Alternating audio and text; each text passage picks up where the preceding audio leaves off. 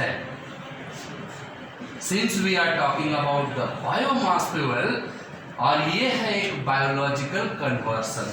जो biological conversion नहीं हो पाता है तो हम लोग उसको थर्मल कन्वर्सन की तरफ ले जाते हैं।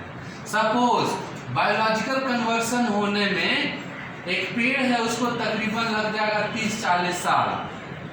तो उस केस में क्या होता है, हम लोग पहले ही जरूरत के हिसाब से उसको काट लेते हैं और हीट के माध्यम से उसे हम कन्वर्ट कर पाते हैं।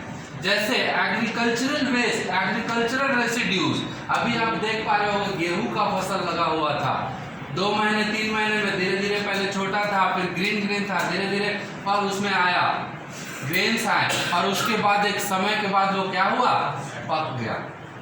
ऐसा नो, तो this is a biological process जिसकी हम चर्चा करते हैं। समझ में आ रहा है बायोमास के बारे में? तो ये हमें पता भी नहीं है कि बायोलॉजिकल प्रोसेस चल रहा है। हाँ, कभी कभी हम लोग क्या करते हैं, मान लो कभी देखे होंगे आप सब जीवन में कि धान लगा हुआ था, हरा हरा ही था, उसको काट लिए। तो ये बायोलॉजिकल प्रोसेस का क्या हुआ, दोहन हुआ, हार्वेस्टिंग हुआ, हार्नेसिंग हुआ। समझ में आ रहा बात?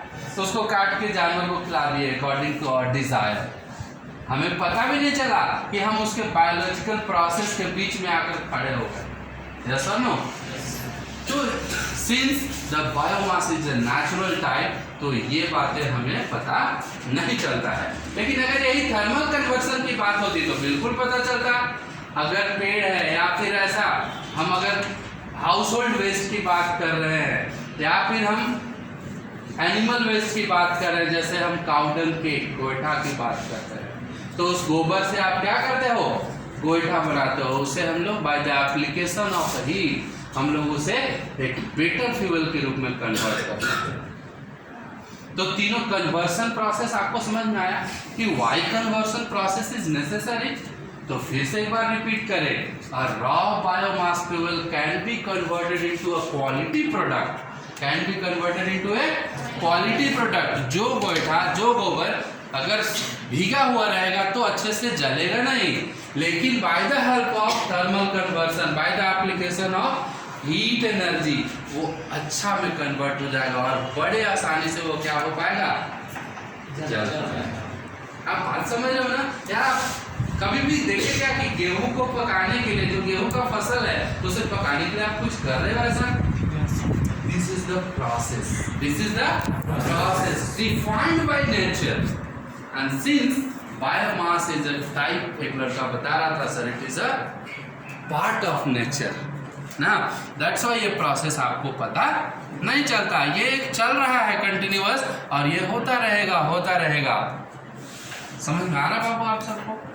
अब इसमें बेसिकली ये तो बात मैंने इससे बताया। अगर आप माइक्रो ऑर्गेनिजम्स की बात करोगे, माइक्रो ऑर्गेनिज्म समझते हैं, एक प्रोसेस होता है फर्मेंटेशन, प्रोसेस होता है फर्मेंटेशन। इसी तरीके से और भी ऐसे ऐसे प्रोसेस होते हैं जिसका हम लोग क्या करते हैं, यूटिलाइज कर पाते हैं। फर्मेंटेशन हो गया। अब इसमें दो बातें और, आप लोग डाइजेशन पढ़े हो, डाइजेशन? हाँ, इसमें भी दो बातें होती है, एक एनारोबिक और एक एरोबिक। नाम सुने हो आप? एक हवा के प्रेजेंस में और एक हवा के एब्सेंस में ना, एनारोबिक एंड एरोबिक। तो ये एक बायोलॉजिकल, ये भी एक बायोलॉजिकल कन्वर्सन है। हम लोग खाना खाते हैं तो वो कैसे आके कन्वर्ट हो रहा है। जैसे हम एक दिन और बताए थे कि मान लिया बायोगैस प्लांट के लिए गवर्नमेंट जो है वो सब्सिडी प्रोवाइड करा रही थी। हम लोग गोबर का इस्तेमाल करते थे बायोगैस प्लांट बनाने के लिए। तो बेसिकली कुछ उसमें माइक्रो ऑर्गेनिजम्स, कीट वगैरह डाला जाता था जिससे वो इजीली कन्वर्ट हो सके। वो गोबर को बाद में एक ऐसे जगह रखा जाता है जिसको स्लरी हम बोल रहे थे, उसे ऐसे by the help of micro organism उसे एक अलग तरह के खाद के रूप में कन्वर्ट किया जा रहा है। Sir no? और वो खाद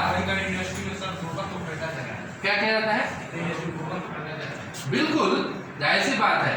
और जो हम आज जमीन की फर्टिलिटी को बढ़ाने के लिए, हम उर्वरा के लिए यूरिया डालते हैं, तो मतलब एक तरह का मानो तो वो अंग्रेजी दवा, क्या है? अंग्रेजी दवा। तो जो ये वेस्ट हमारे घरों से निकल रहा था वो हमारे लिए भी टेंशन की बात था कि उसे आखिर रखे कहाँ, आखिर करे तो क्या करे। अब उन चीज का हम इस्तेमाल किस चीज में करने लगे? बायोमास फ्यूल के रूप में करने लगे। तो कहीं ना कहीं जो हमारा कमजोरी था हम उसको अपना एडवांटेज बना लिए। समझ में आ रहा है बायोमास?